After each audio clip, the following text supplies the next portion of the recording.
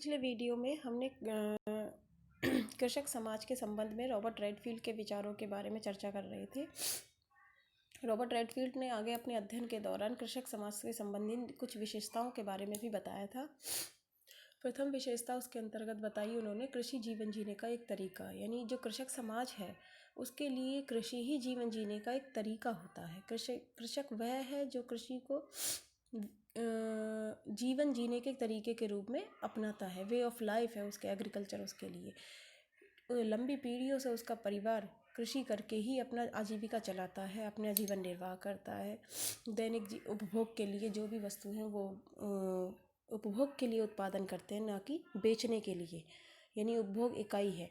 वह इसमें लाभ हानि नहीं देखता, क्योंकि जो बेचने के लिए उत्पादन करता है वो लाभ हानि देखता है। यदि कोई व्यक्ति कृषि में खाद, बीज और उससे होने वाली फसल को लाभ हानि के रूप में देखने लगे तो वह किसान बन जाता है, यानी वह उत्पादन के लिए और बेचने के लिए उत्पादन करता है। जबकि है ना, भारतीय कृषक समाज के अंदर कृषक अपने सबसे प्राथमिकता उसकी है उपभोग के लिए उत्पादन करना।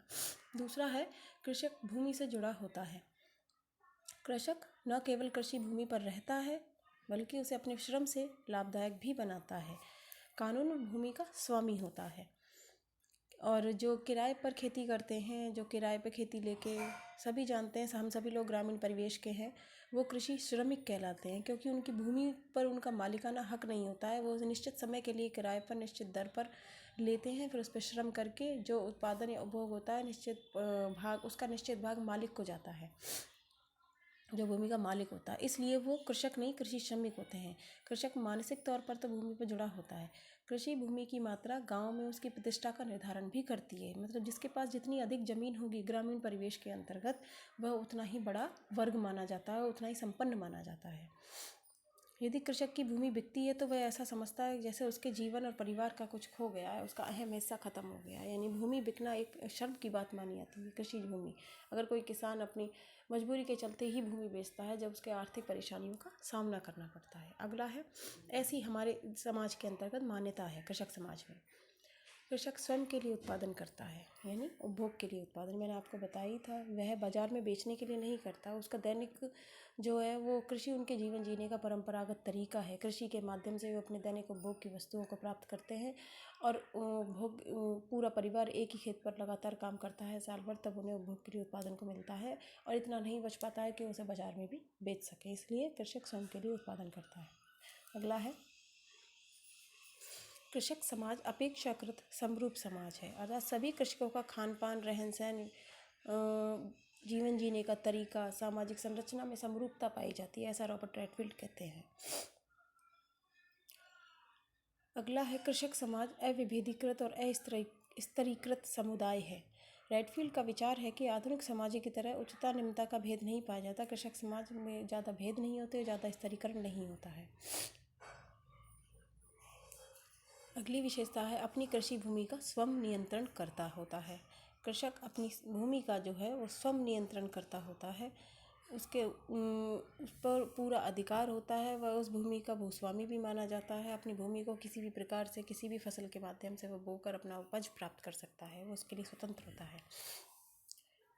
जो कृषक होता है, कृषि श्रमिक की बात नहीं कर रहे यहाँ पर, कुलीन व अभिजात वर्ग कृषक का मार्गदर्शक वर्ग है। ये कुछ निम्न विशेषताएं रॉबर्ट रेडफील्ड की। आगे आते हैं नॉर्वेग एक समाजशास्त्री थे। इन्होंने भी कृषक समाज पर अपना अध्ययन किया था और अपने विचार प्रस्तुत किए थे, जिसके माध्यम से उन्होंने कृषक समाज की जो परिभाषित किया है वो निम्न आधार पर परिभाषित किया है। कृषक समाज बहुत बड़े स्तरीकृत समाज का वह उप समाज है जो या तो पूर्व औद्योगिक या अंशतः औद्योगिक है, क्योंकि कृषि में भी मशीनों का प्रयोग किया जाता है। या तो प्रारंभिक कृषि को ले लें या हम आज की कृषि को ले लें। आज की कृषि में औद्योगिक मशीनों का प्रयोग हो रहा है, प्रारंभिक कृषि जो है उसमें मशीनों का प्रयोग नहीं होता था। तो उसी आधार पर नॉर्वेग ने अपनी परिभाषित किया है कृषक समाज को, कि कृषक समाज बहुत बड़े स्तरीकृत समाज का वह उप समाज है, यानी एक समाज का उप समाज है जो या तो पूर्व औद्योगिक है या अंशतः औद्योगिक है।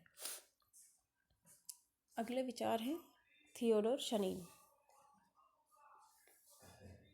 थियोडोर शनीन ने अपनी पुस्तक पीजेंट एंड पीजेंट सोसाइटी में अपने विचार प्रस्तुत किए। उन्होंने कृषक समाज के 4 मौलिक पक्ष या विशेषताएं बताई थी, जो निम्न है। कृषक परिवार का खेत बहुआयामी सामाजिक संगठन की मौलिक इकाई है। दूसरा, भूमि कृषि कर्म जीवन निर्वाह के प्रमुख साधन के रूप में है। भूमि कृषि कर्म जीवन निर्वाह का प्रमुख साधन। कृषक परिवार का खेत बहुआयामी सामाजिक संगठन की मौलिक इकाई। तीसरा, लघु समुदाय के जीवन ढंग से संबंधित विशिष्ट परंपरागत संस्कृति। लघु समुदाय की जीवन संस्कृति से संबंधित विशिष्ट संस्कृति है। यहीं जैसे लघु समुदाय की मूल विशेषता होती है, उसकी अपनी संस्कृति होती है, इसी प्रकार कृषक समाज की भी अपनी विशिष्ट संस्कृति होती है। अगला है कृषक वर्ग पर बाह्य व्यक्तियों का प्रभुत्व। जाहिर सी बात है ये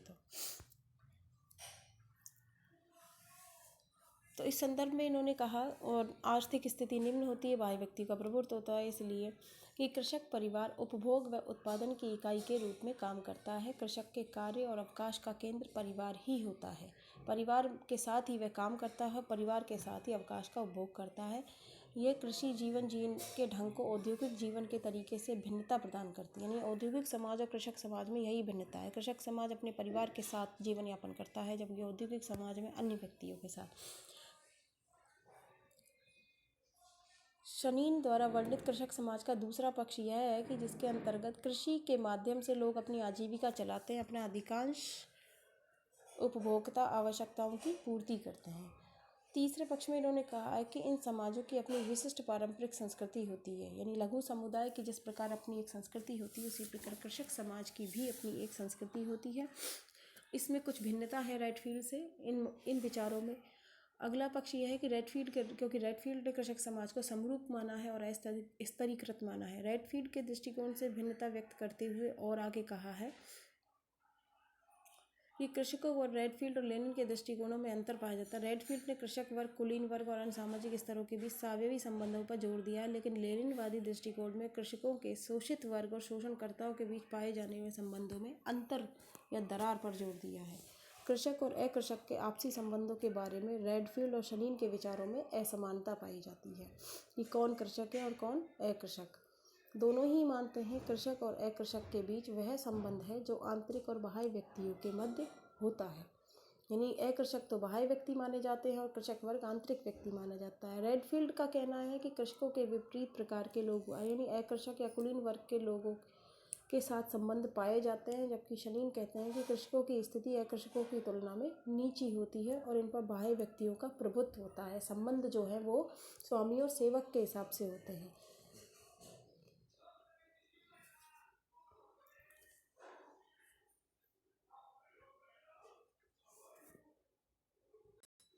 दोनों के विचारों में कुछ भिन्नता होने के साथ साथ ही लेकिन अंत में दोनों एक ही बात पर समरूप है या समान है कि दोनों ही विद्वान गांव को कृषक का सापेक्ष रूप से एक समरूप समुदाय मानते हैं। यानी कृषक समाज मतलब ग्रामीण समाज। इसी क्रम में आगे बढ़ते हुए क्रोबर के विचारों के बारे में बताते हैं। क्रोबर ने ग्रामीण समाज को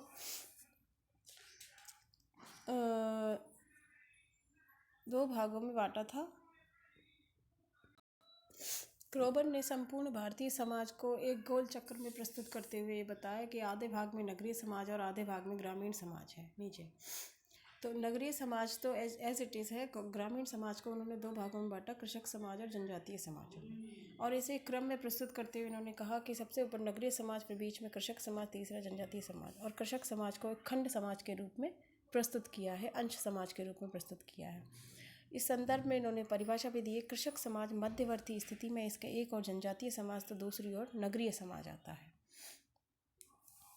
प्रत्येक समाज की अपनी अपनी संस्कृति होती है, तो कृषक समाज की भी अपनी संस्कृति है जो अंश संस्कृति कही जा सकती है। इसी प्रकार से क्रोबर के अनुसार कृषक समाज खंड समाज है जिसकी अपनी खंड संस्कृति पाई जाती है।